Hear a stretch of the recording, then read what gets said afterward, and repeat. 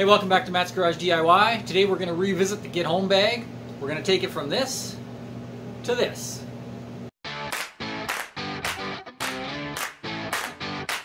So a couple months ago I put together a video on a Get Home Bag.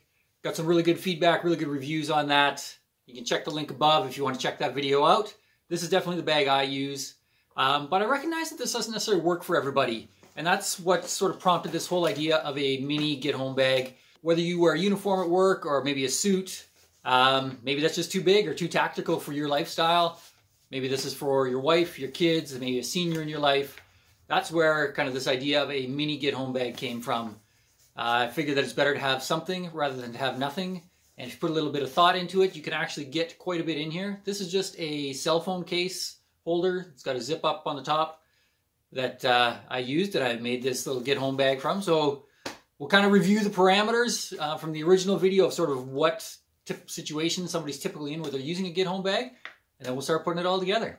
First up, when do you need a Get Home Bag? Maybe your car breaks down, maybe it's some sort of natural disaster or power outage, maybe it's something worse, but that is when you need a Get Home Bag. So in North America, the average person has a 16-mile or 25-kilometer commute. That would take you about 5.5 hours to walk in an ideal situation. Clearly, if you're using Get Home Bag, it's not an ideal situation. So I've allowed, say, 12 to 18 hours basically being on your feet, walking to get yourself back home to either some sort of safety. Maybe at that point you need a bug out bag, or you're just going to hunker down at home, or maybe everything's solved as soon as you get home. But that's what we're looking at. Okay, so first up is the bag. Like I mentioned before, this is just a cell phone case that I had kicking around. It's got a MOLLE attachment on the back. I've taken that out, but you could use that if you want to attach it to an existing pack that you have. With the MOLLE attachment out, you can easily slide a belt through there. Wear this on your belt. It's small enough that it'll fit in a cargo pant pocket or inside of a suit jacket. Again, open it up inside, gives you lots of space. So there you go. There's our bag. Next up, we're going to look at the three most important things. Obviously, first up, shelter, then water, then some sort of food. For the shelter, I've included a Mylar blanket and about 50 feet of tarred bank line. First, let's talk about the bank line. So I've got 50 feet of number 18 bank line. So that's good for about 180 pounds tensile strength. Comparing that to 50 feet of paracord, you can see a significant size difference. For that 12 to 18 hour mark, this is going to do plenty as far as being able to make some sort of shelter, repair any kind of gear, carry any extra items that I may have. Now onto the blanket. Some people are fans of Mylar blankets, some maybe not so much. Recognizing the limitations, these can be a great tool, especially given the size.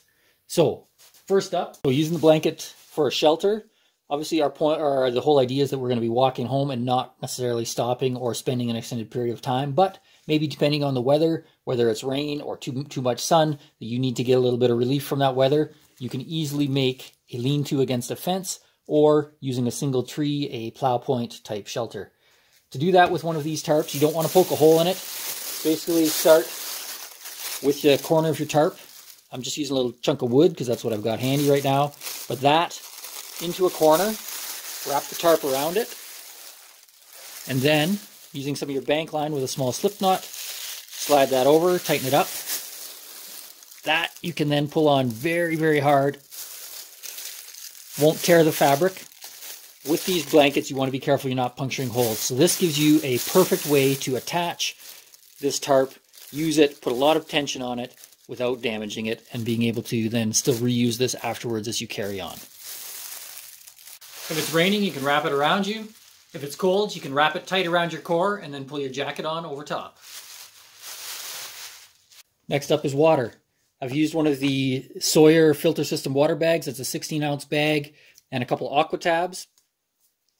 I ended up using the Sawyer bag because it had sort of the smallest kind of size opening, which is key if you're trying to fit that into a small container. Obviously, this isn't going to provide you with immediate water, so you want to be very cognizant of that. As soon as you recognize that you're in a situation where you're going to start to need your Get Home Bag, you need to be making every effort to fill this up, whether it's filling it up from a water cooler at work before you leave, or just keeping your eye open for opportunities while you're on your way. This will then become your number one priority, is getting that water bag full. After it's filled, you can again use some of the same bank line. Easily put that around here with the same slip knot. Create a little sling, carry that over your shoulder. Keeps your hands free, and a nice way to carry that as you go along. Next up is food. I've included a runner's gel. This gives you about 100 calories. It's got some carbs, some sodium, some sugars. Your body can break that down without any extra water. It's designed for marathon runners, so very easy to eat and use on the go. As well, a powdered drink. I've taken a caffeinated one, thrown that in there, again, to give you that little extra boost, just to keep you going. Again, you're only working with that 12 to 18 hour time frame, so this is more than enough to keep you going. You may not necessarily be comfortable, but those are giving you the key boosts that you need as you're on your way. Next is first aid. This is one of the areas that I really felt like I had to compromise based on the original bag. But what I've got is a couple Band-Aids, an alcohol wipe. I've included, we'll come back to this, but I've included about 2 feet of moleskin and one of these little screw open pill containers with some Advil. Moleskin, super important if you're going to be walking for a long time. You can put that on when you start to develop those blisters. And then with the pill container, if you've got any kind of medication that you regularly need, be a good idea to throw some in there. I don't, so I've just thrown in some Advil. It acts as an anti-inflammatory, so it can be some needed relief along the way. But there is your first aid. So we've kind of covered our what I consider to be the 4 basics. We've got some shelter, we've got some water, we've got our food, and we've got some very basic first aid.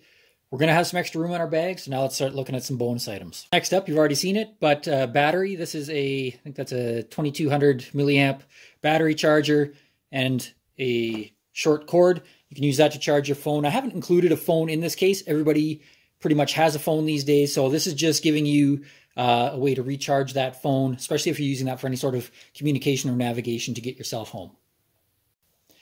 Next up, a lighter and about 6 feet of 1-inch duct tape or Gorilla Tape wrapped around the bottom. Again, our intention is not to be camping out, but if you do need to make a fire along the way, this gives you an option to do that. I've included a lighter. It's pretty dummy proof. Anybody can use it, and you get a lot of lights out of that.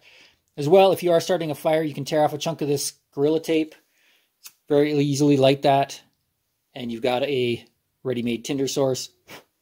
But the more for the purpose of this tape is if you need to repair your shoes, any kind of gear, you sprain an ankle or that sort of thing, it gives you a way of trying to address those problems.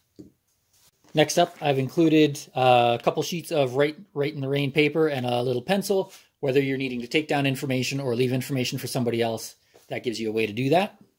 Also, a Gerber dime multi-tool. This is one of the smallest multi-tools that I found. Has a great little pair of pliers. I use these all the time. It's got 2 knives, tweezers, screwdrivers, little pair of scissors in there. Folds up very compact. I also carry a pocket knife as part of my everyday carry, but this gives you a few tool options and takes up very little space to do that. Next up, again, a repeat from my regular Get Home bag is some Sabre dog and coyote spray.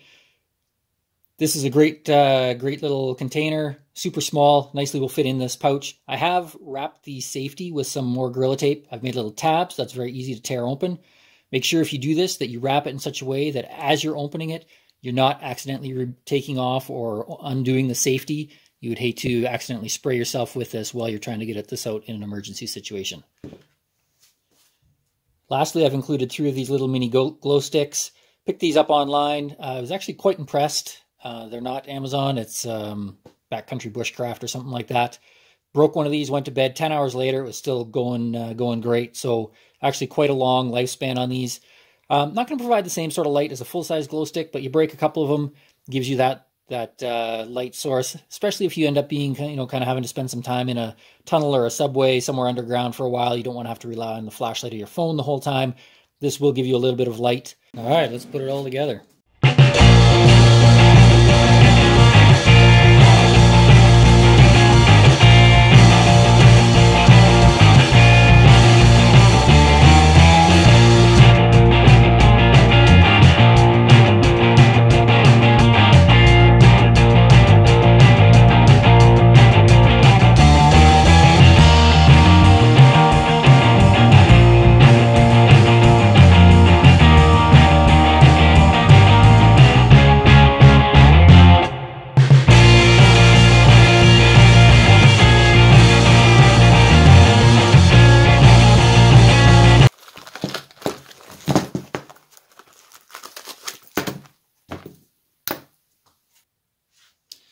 I almost forgot. 1 blue shop paper towel.